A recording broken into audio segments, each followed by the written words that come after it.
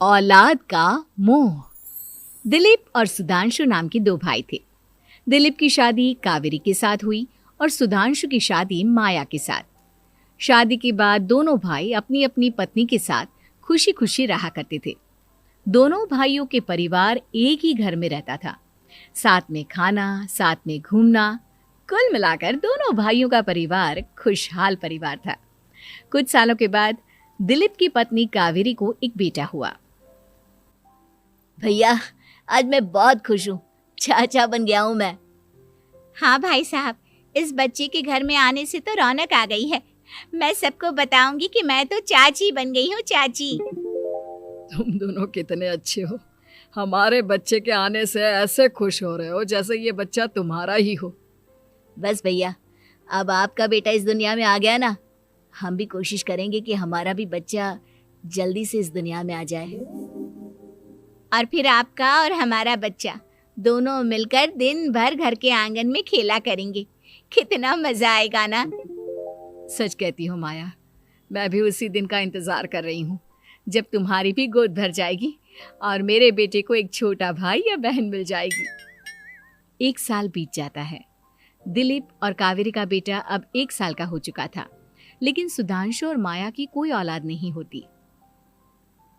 माया, लगता है कि हमारी जिंदगी में बच्चे का सुख ही नहीं है। ऐसा क्यों कहते हैं? दिलीप भाई साहब का बेटा भी तो हमारा ही बेटा है ना। तुम्हारी बात बिल्कुल ठीक है माया, लेकिन फिर भी हमारा खुद का एक बच्चा होता तो कितना अच्छा होता। हाँ, कावेरी भाभी भी हमेशा कहती हैं उन्हें अपने बेटे के लिए एक छोटा भाई या बहन चाहिए। लेकिन देखिए ना, हमारी तो किस्मत ही कितनी खराब है। हमारे तो सारे ट्रीटमेंट भी फेल हो चुके हैं। डॉक्टर ने भी साफ साफ कह दिया है कि तुम कभी माँ नहीं बन सकती। वही तो सुधांशु, बहुत बुरी किस्मत है हमारी। लेकिन माया, हम अपनी किस्मत को इतना क्यों कोस रहे हैं? हम दिलीप भाई साहब के बेटे को अपने बेटे की तरह ही प्यार कर सकते हैं ना। हाँ जी, बिल्कुल सच कहा। मैं भी वैसा कर सकती हूँ। चाची हूँ, उसे छोटी माँ का प्यार नहीं दूंगी क्या? कुछ दिनों के बाद दिलीप का एक दोस्त दिलीप से मिलने के लिए आता है। अरे क्या बात है दिलीप, बधाई हो बधाई। और घर तो काफी बड़ा है तुम्हारा। वैसे तुमने अपने बेटे के बारे में क्या सोचा है?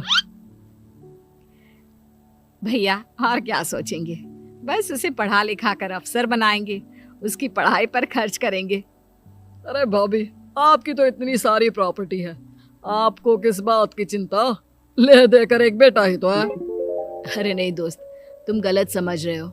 इस घर में मैं और मेरा छोटा भाई दोनों रहते हैं। इस घर का आधा हिस्सा मेरे छोटे भाई का है। अच्छा, कितने बच्चे हैं तुम्हारे छोटे भाई के?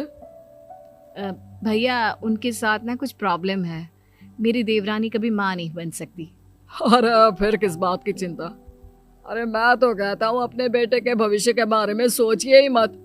बस ये घर उसके नाम करवा दीजिए। देखिए, आपके भाई का भी कोई बच्चा नहीं है तो सब कुछ आपके बेटे को ही मिलना चाहिए। लेकिन ऐसा करना क्या सही होगा? अगर उनका बच्चा नहीं है तो क्या हुआ? ये घर आधा उनका है, उनकी जो मर्जी है वो करे। अरे कैसी बात करते हो? उनकी कोई औलाद नहीं है, वो क्या करेंगे प्रॉपर्टी अपने नाम रखकर?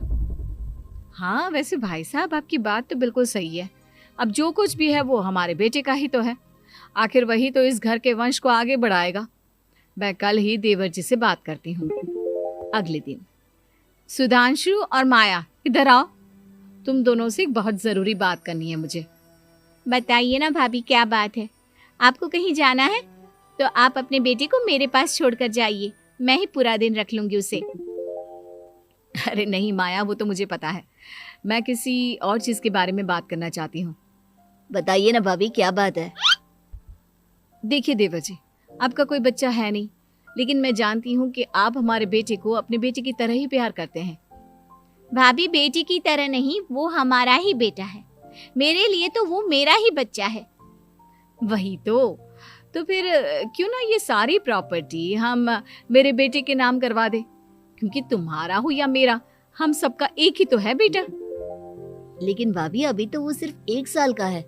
अभी से प्रॉपर्टी उसके नाम करवाने का क्या मतलब है? देखिए देवर जी, जो काम जितना जल्दी हो जाए ना, उतना अच्छा। आने वाले वक्त का क्या भरोसा। भाभी भरोसा क्यों नहीं, हम तो हमेशा आपके बेटे को माँ बाप की तरह ही प्यार करेंगे। हाँ, लेकिन फिर भी मैं चाहती हूँ कि ये सारी प्रॉपर्टी मेरे बेटे के नाम हो जाए। अब मुझे नहीं लगता तुम दोनों को इसमें कोई भी परेशानी होगी, है ना? भाभी वैसे तो आप जो कह रही हैं वो बहुत जल्दबाजी है, लेकिन फिर भी अगर आपको ऐसा लगता है तो ठीक है, कल ही प्रॉपर्टी के पेपर बनवा लीजिए, मैं और माया उस पर साइन कर देंगे। इस तरह से अगले दिन प्रॉपर्टी के पेपर बनवाकर सारी प्रॉपर्टी दिलीप और कावेरी के बेटे के नाम पर करवा दी जाती है। कुछ दिनों के बाद सुधांशु, सुबह सुबह ये कौन लोग आ गए हैं तुम्हारे घर पर? भैया वो ऊपर वाला कमरा खाली पड़ा था ना, सोच रहा था किराएदार रख देता हूँ। लेकिन किराएदार रखने से पहले आपने हमसे पूछा भी नहीं। भाभी इसमें आपसे पूछने वाली क्या बात थी, हमें एक ही कमरे की जरूरत थी, इसलिए सोचा दूसरा कमरा किराए पर दे देते हैं, कुछ इनकम हो जाएगी। अरे माया, ये सारी प्रॉपर्टी अब मेरे बेटे के नाम पर है और यहाँ पर जो कुछ भी होगा उसके लिए तुम्हें मेरी या दिलीप की परमिशन तो लेनी पड़ेगी ना। हाँ सुधांशु, तुम्हारी भाभी ठीक ही तो कह रही है। अब देखो, तुमने खुद अपने हाथों से ये प्रॉपर्टी हमारे बेटे के नाम की है, वह अभी बहुत छोटा है, तो इस घर से रिलेटेड सारे फैसले तुम्हें हमसे पूछ कर लेने चाहिए। भाभी हमें तो लगा था कि आप हम लोगों से बहुत प्यार करती हैं, लेकिन आप तो हमारे साथ भेदभाव करने लगी। अरे, इसमें भेदभाव करने वाली क्या बात है? और मैंने कौन सा तुमसे कुछ गलत मांग लिया? अरे ले देकर मेरा बेटा इकलौता इस पूरे वंश का वारिस है, सब कुछ उसके नाम है।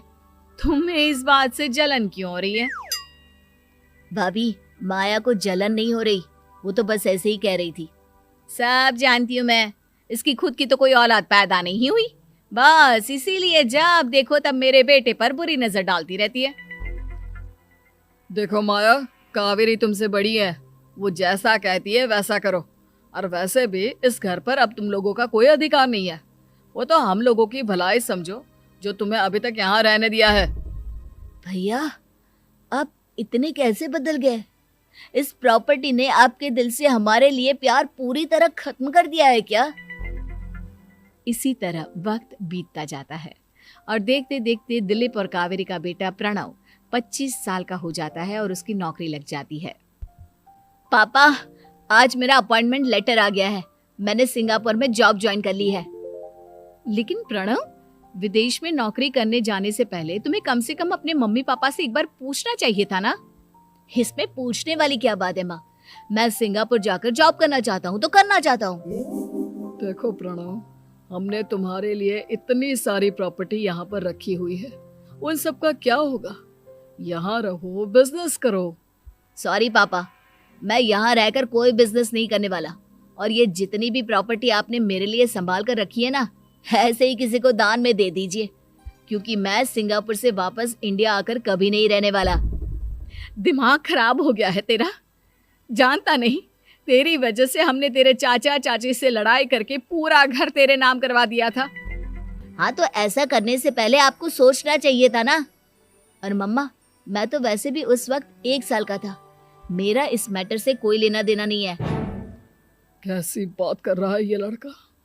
अरे तेरी वजह से अपने छोटे भाई से दुश्मनी लेकर बैठा हूं मैंने तो उसे घर से भी निकाल दिया। जानता नहीं तू, बाजू वाले घर में एक छोटा सा कमरा किराए पर लेकर रहते हैं तेरे चाचा चाची, और ये सब मैंने तेरे लिए किया।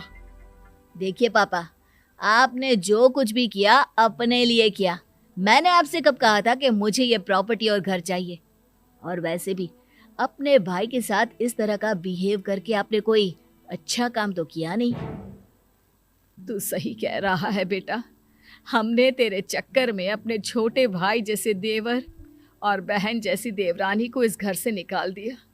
बहुत बड़ी गलती हो गई मुझसे। ठीक है मॉम, तो अब आप अपनी गलती सुधारो, लेकिन मुझे तो फॉरेन जाना है, मैं वहीं जाऊंगा। अब आगे क्या करना है ये आपका डिसीजन है। और प्रणव सिंगापुर जॉब करने के लिए चला जाता है। कुछ दिनों के बाद जब दिलीप और कावेरी को अपनी गलती का एहसास होता है तो वो सुधांशु के घर पहुंचती है। सुधांशु, माया, हमें माफ कर दो, हमसे बहुत बड़ी गलती हो गई। क्या हुआ भाभी? आज इतने सालों के बाद अब हम गरीब लोगों के घर क्या करने आई हैं? भाभी, हमने तो खुशी खुशी अपने भतीजे को सब कुछ दे दिया, अब हमारे पास कुछ भी नहीं बचा है।